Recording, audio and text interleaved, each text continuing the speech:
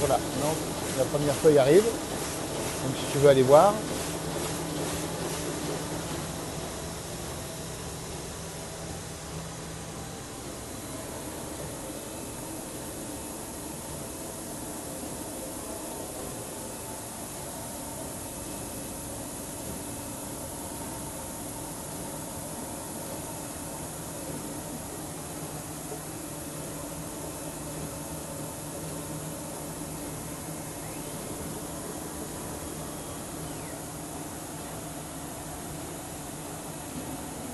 Oh, il y a du vert, il y a du vert.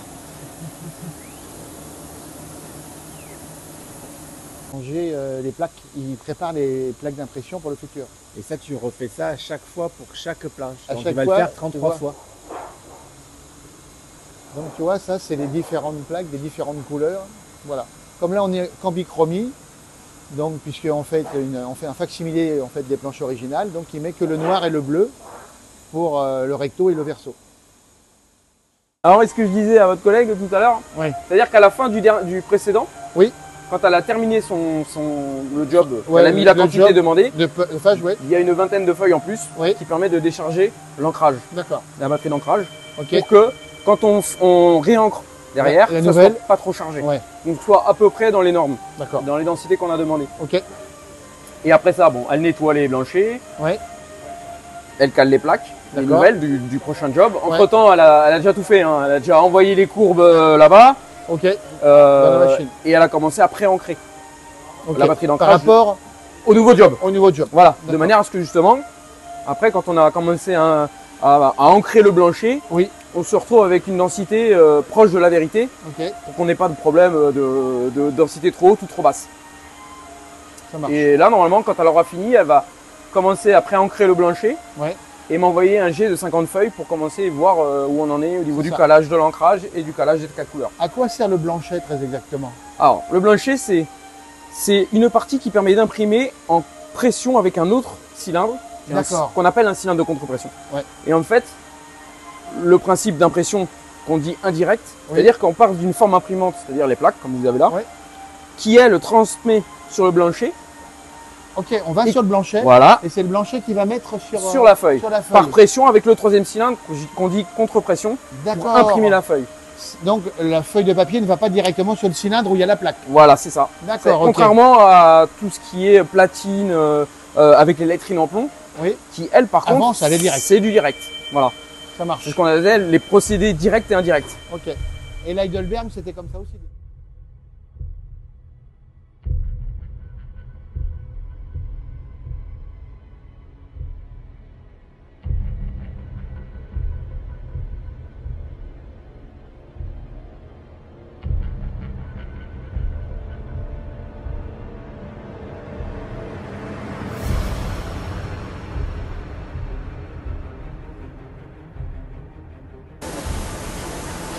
Donc là, les premières feuilles arrivent. Et le 50, c'est aléatoire ou c'est vous qui rentrez Non, dans c'est le nous. nombre? Voilà, on a deux programmes. Ouais, Après, on peut choisir. d'accord. On peut demander 25, ça démarre à 25, on peut pas en dessous, Ouais. jusqu'à. Ouais. Voilà. Généralement, 50 feuilles au démarrage, ça suffit. On peut aller jusqu'à 100 feuilles de plus quand D'accord. vraiment l'ancrage est difficile à avoir. Ah oui. Voilà, on est obligé de bien régler au niveau de tout ce qui est ancrage et mouillage, D'accord. de manière à ce que quand on a bien tout fait ici, on envoie un peu plus de feuilles de manière à voir si on peut avoir un mieux. D'accord. Parce que souvent, au bout de 50 feuilles, c'est pas une certitude. D'accord.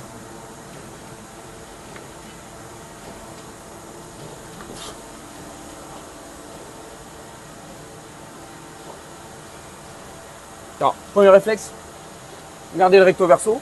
Oui, pour voir si on est bien. Voilà. Ils sont calés l'un au-dessus de Recto l'autre. verso, là on n'est pas D'accord. trop mal, mais comme elle va d'abord aller voir les mires Ouais. de calage, D'accord. une fois qu'elle les a lus, s'il y a une correction à faire, il se peut que des fois ça se Ça, remette. ça décale. Donc du coup on n'y touche pas. Il est bon. Et donc là, c'est quoi? C'est un scanner? Ah, c'est ce qu'on appelle un densitomètre. Un cytomètre, il va balayer toute la ligne de couleur en haut. Voilà, il va faire ça. Ensuite, il va aller lire la mire de calage Ouais, à droite. Après, il va faire celle de gauche. d'accord. Et après, on passe à l'autre. Donc là, on voit qu'il est pas, les quatre couleurs sont pas Voilà, bien. les 4 couleurs sont pas alignées. D'accord.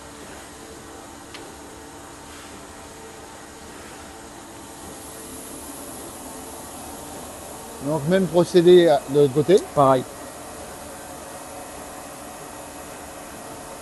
La première, c'était les 4 premiers blocs ou les 4 derniers blocs?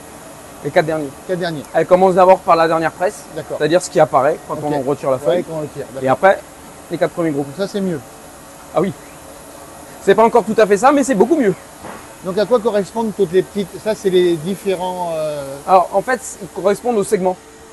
C'est-à-dire que dans un encrier, ouais. avant Il y c'était a juste, plein de petites cellules. voilà, avant c'était juste une lame avec des vis qu'on faisait à la main. Ouais, Maintenant c'est beaucoup plus sophistiqué. ouais. C'est des petits moteurs Ouais. avec des lames segmentées Pareil, ouais.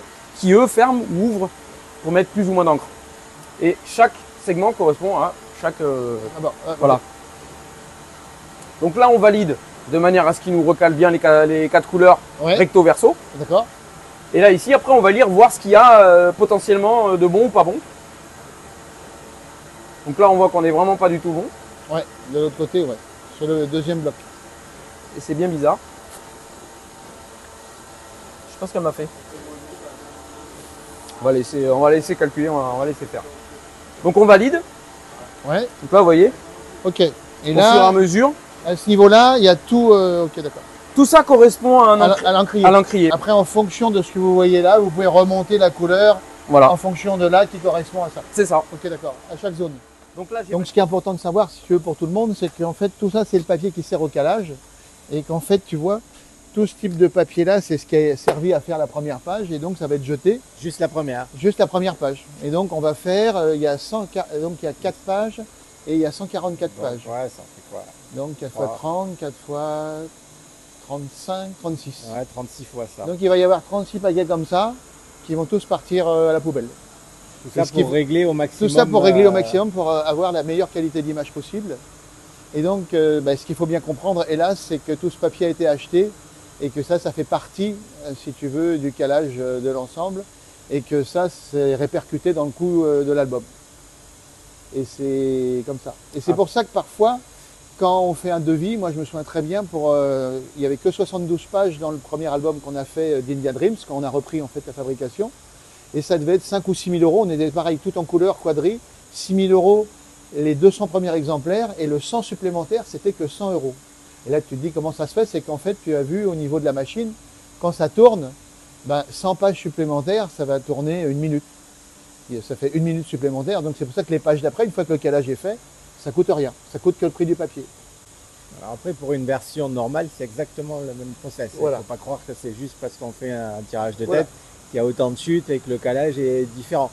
On est peut-être un peu plus pointilleux parce qu'on essaie d'avoir une reproduction de planche à l'identique. La plus fidèle, voilà, de Donc l'original. forcément, on est un peu plus tatillant, mais pour une version normale en couleur, c'est exactement pareil. Chaque page a été validée au niveau de l'impression pour être le plus fidèle possible du PDF d'impression. Donc ça prend autant de temps et il y a autant de chutes. Et la différence, si tu veux, par rapport au coût, c'est que quand ils tirent un album à 10 000 exemplaires, le coût est le même, mais tu divises le coût par 10 000.